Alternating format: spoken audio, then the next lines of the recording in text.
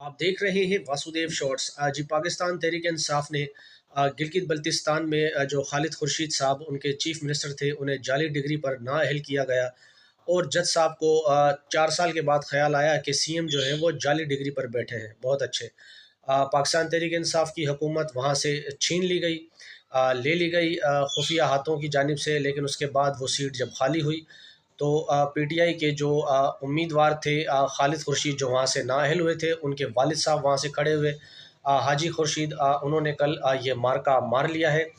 तमाम तर सहूलतकारी के बावजूद और कंट्रोल, एडमिनिस्ट्रेशन कंट्रोल होने के बावजूद पाकिस्तान तहरीक इंसाफ ने अपने मुखालफिन यानी नून लीग और पीपल्स पार्टी को वहाँ पर शिकस्त दी और 6,000 से ज़ायद वोट लेकर पाकिस्तान तहरीक इंसाफ के उम्मीदवार वहाँ से कामयाब हुए।